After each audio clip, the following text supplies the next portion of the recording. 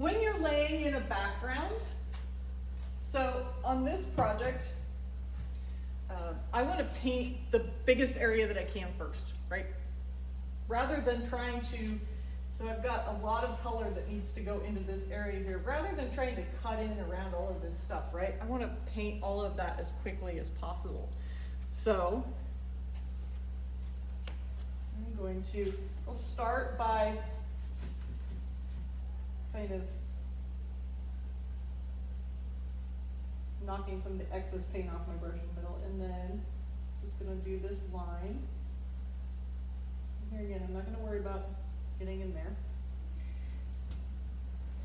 And same thing down here. And you'll be doing this with your project lying flat rather than standing up, but you could see it if I had it laying flat, so. Now, one thing you want to be very careful of, especially with these paints where we're painting with it a little bit thinned out, is you don't want to do too much outlining where you let the edge get dry, because what will happen is that you'll actually start to see where you stopped and started. So once you go, you gotta go. Once you get started, you need to keep moving until it's done, and keep a wet edge, right? So I don't want to stop and do something over there and then come back to this, because this will always then look like I stopped and started. And I'm using my cross hatching, and this is a really awkward angle to do this from, but again, I'm trying to make this so you can sort of see what I'm doing. So my cross hatching isn't the most.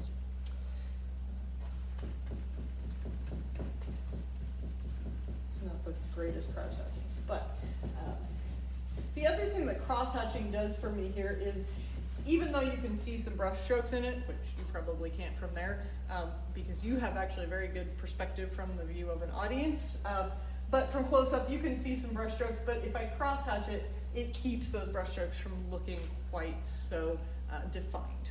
So it just helps us keep that. So we're just gonna think about the logic of this. So what's the big area, and then I'm gonna come back and put in those smaller areas next. Now, again, looking at the elevation, right? It has all of this black, right? The black is going to help me clean this up at the end. So I don't want to do the black next. That would be kind of counterproductive, because then I have to really paint up really close to those black lines and make sure everything's really precise.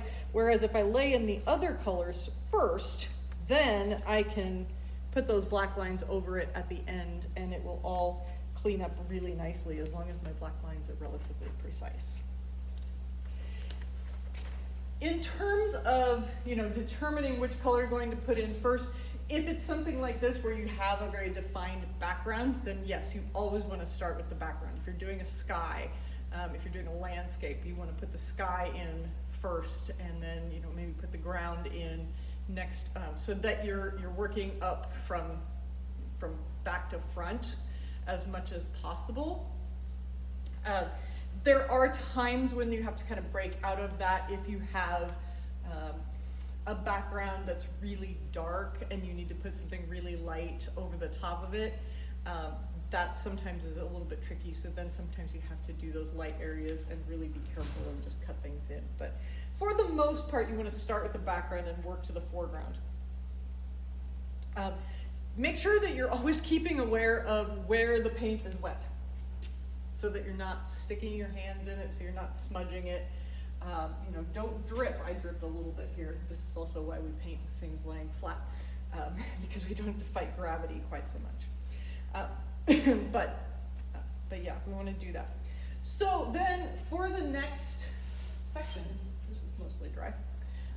We might get a little bit of bleed through because the background isn't totally dry, but it's fine. I'm actually going to do the sort of darker purple next, because there's more of it. So I'm going to use, for this, I'm going to use my 1-inch sash brush, because they're much smaller areas. And I'm not going to do this whole thing. You can watch me do it in class. But just to give you an idea about, how you kind of control your brush, right? So looking at that, okay. So this,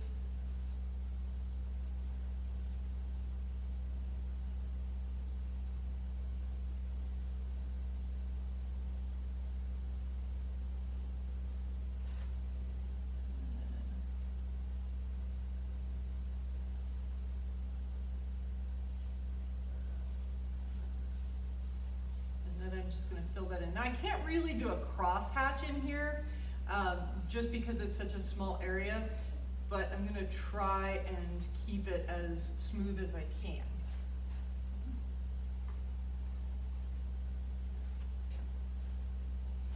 And then same thing over here.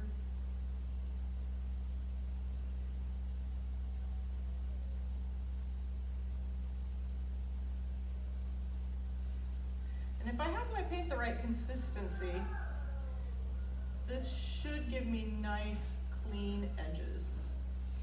And again, if you're not sure if you've got your paint the right consistency, test it first on a similar surface, right? You wouldn't want to test this on masonite or something that's got a whole different texture to it. So I can come over here and I can say, you know, yeah, I can get a pretty clean line with that. If it's too thick, we'll start to see a little bit of drag in there where you get that kind of fuzzy edge, you don't get a real clean line, then you need to add a little more water to it, or again, make your brush wetter. I really like to, because of the way that I paint, I really like to work with my paint a little bit thicker and just adjust the consistency of it by dipping my brush in water. But that comes with a lot of practice. So oftentimes I find that I have to thin my paints down a little bit when I have other people working with me, just so that we're all working with the same consistency of paint. So making sure that you've got that consistency correct, so you can test it out somewhere else and make sure that it's doing what you want to do. The last thing I want to talk about is actual making straight lines, and because this is all wet, I'm going to just do it over here on this flat. So I have some black paint here because most of the lining that we're going to do on this is in black, and it's again thinned down.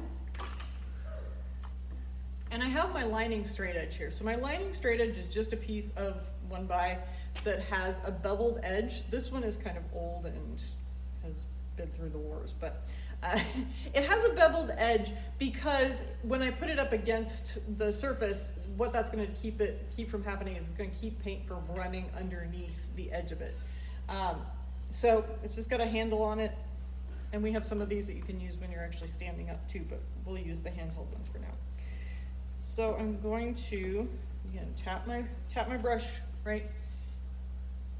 Push the paint into the bristles, not pull the paint out. Put this on the surface, and I'm going to very carefully, with a nice, consistent, even pressure, just pull that brush all the way down, and I'll come up with a really nice, clean line. Okay? This paint is actually just on the hair edge of being too thin, but it's pretty good. It's got this kind of nice inky texture. It's just not very opaque. But again, because it's black, it doesn't really have to be super opaque. It's going to cover in any case. Now, where you have to be a little bit careful is when you're working on these soft cover flats, there's a tendency, if you push really hard, you're going to get a funny little bump whenever you come off of either a toggle or a rail.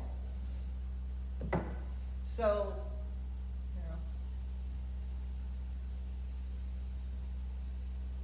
you just have to kind of know where those are and just don't push too terribly hard. If I push really hard, see if I can do it. It goes against everything. Right? I get a little bit of a notch there. So just be aware, of where you are on your flat as you're doing this. You're going to need to practice with this, probably for some amount of time before you're ready to do it directly onto your flat. Now we do have some lines on our flats for outlining that are curves. When you're doing those curves, it's the same movement, but you have to be really careful that you follow that curve with the bristles in the same direction all the way around, because if you don't, if you start getting that twisted, right, that's a pretty good line, sort of icky at the beginning, but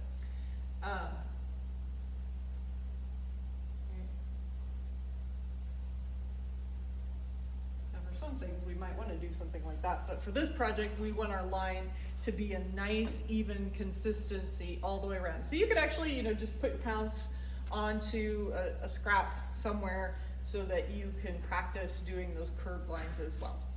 But that is this week's discussion lecture, and I look forward to seeing what you do with this in class.